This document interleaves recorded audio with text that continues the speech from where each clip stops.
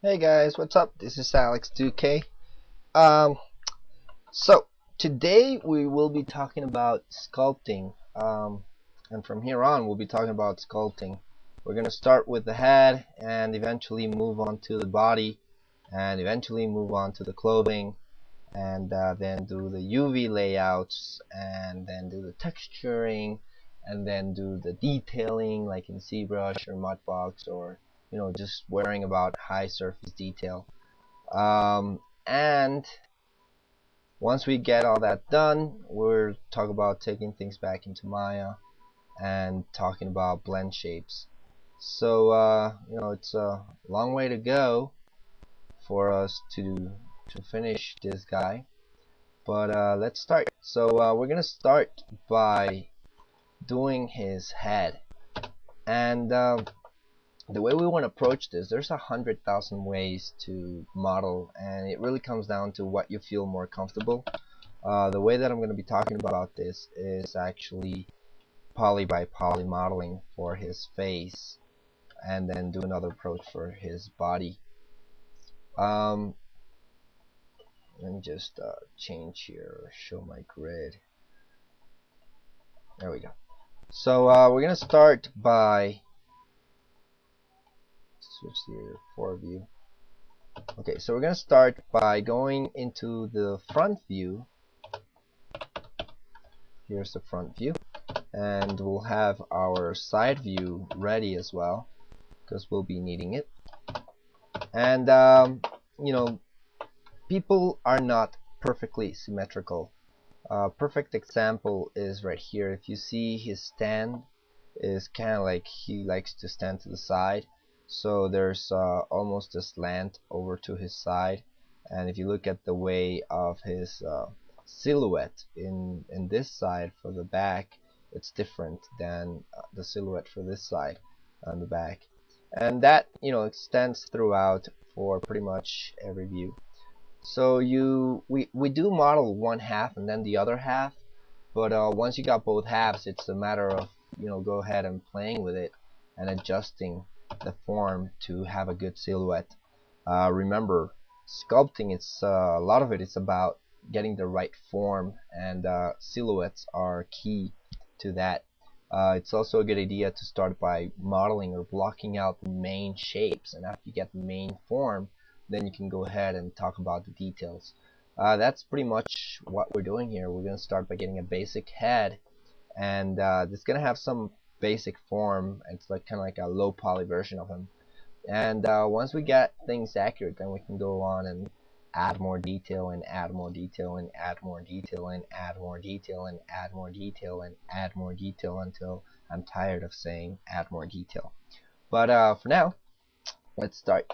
So we go to the front view, and here's the front view, and here's Rudy being really pissed off at me because I'm repeating myself over and over again. So let's start. A good way to start is using the create polyfaces, and in this tutorial particularly, we're just going to do the mouth basic block shape. So it's pretty easy. We start by making the center of the mouth the top lip, and then we go down into the corner, down into the next bottom corner, and back into the bottom lip. Then we extend ourselves out, let's say to here, out to there, out to there, and out to there. It really doesn't matter that much at this stage where you're taking it to. We do need to add this extra little details there, those lines, so we can use the split polygon tool just to insert those extra lines there. So now that we have that, it's a good idea to use the modeling shader, because I cannot see whatever's behind us. So I'm going to make my shader here, and assign existing materials, modeling shader, there it is. Assign existing materials, modeling shader, there we go. And I can make it transparent, and I'm just going to snap this vertex and snap that vertex so that they're all lined up in a perfect line. And now that we have that, then let's line these guys up like I said, I'm not using a very high detail photo because I don't want to worry about those details. What you do want to worry about is what's going to go from where to where. If you see like his smile is almost coming from all the way up there and coming down to like here, and then coming down to like probably there, where it just recedes back down. If you look at this from the side, you'll see that he has some curvature there, and if he has curvature there, that automatically implies that you'll have a face or a vertex here, another vertex there, and another vertex there that allows you to get that shape. So if you have three vertexes there that define that shape, you want to know where you're going to be taking them to. So like the center one would probably be a good idea to take it to here. The upper one is probably a good idea to take it somewhere around here, and the bottom one is probably a good idea to take it up there. But you know, that depends on the form, and each person is different. So let me just get back to having this a little bit more default so that we don't get too broad.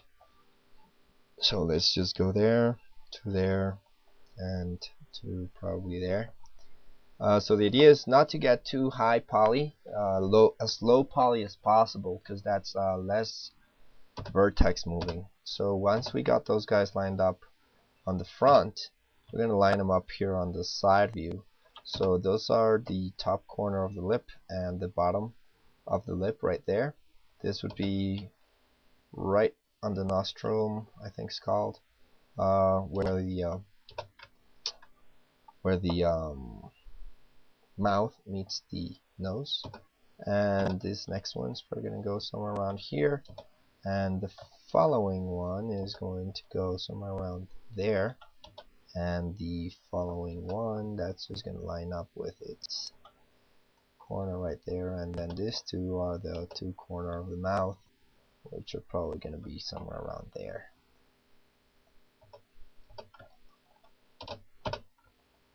So that's pretty much the base form. It doesn't look like much, I know, but it seems to be getting shape. Now it's a good idea to change your pivot by pressing insert, and if you press V as in vertex, it can snap. Middle mouse drag, you'll see that it's going to snap to your vertexes there. So I'm just going to press insert again, and edit, duplicate special option box, and just make sure I copy it with an instance, and the scale X is going to be -1.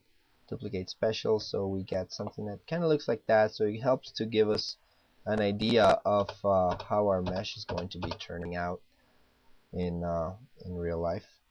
There we go. So we get something kind of like that, which is not too bad.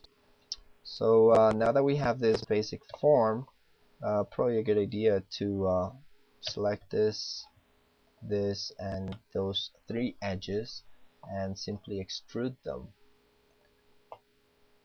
Now we can press R just to shrink them in, and we'll select this vertex and snap it there, this vertex and snap it there, take this to the center line and this to the center line, and this is probably going to end up being somewhere around there.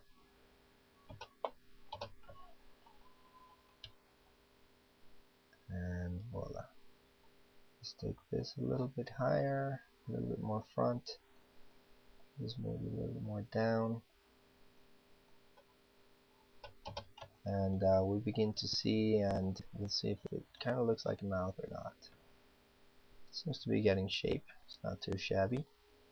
So now that we have this, we can add some extra edges right smack in the middle here on the top, and smack in the middle here on the bottom.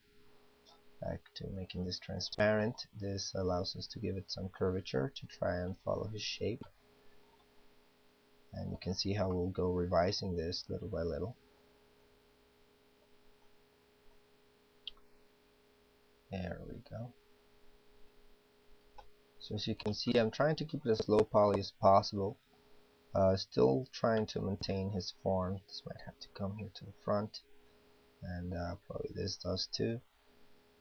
This seems to be flowing just about right, and this guy is right line up there, so probably like there.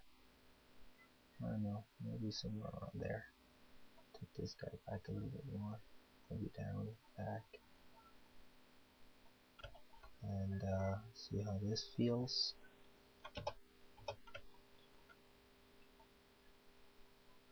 That doesn't feel so bad. Now, if you notice, I didn't keep any edges smack down the middle there. That's because I'm gonna add them way later on.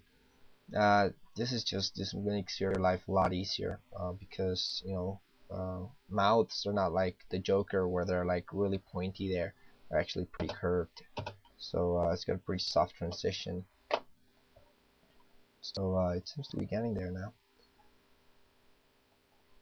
We can add an extra edge loop maybe down here.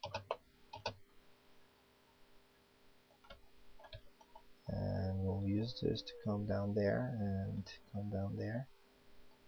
And this guy we'll talk about a little bit later.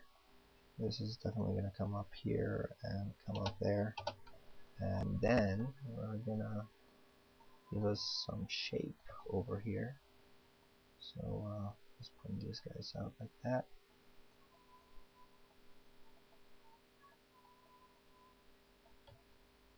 Now, talking about edge flow, if you see, I'm not really going against anything. I'm trying to keep things as round as possible. Everything should be soft transitions.